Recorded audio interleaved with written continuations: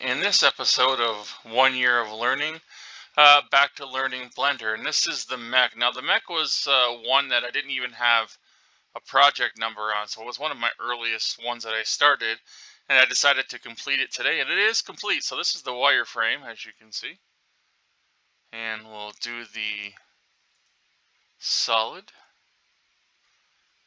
and then we'll do the rendered. Check that out. Right.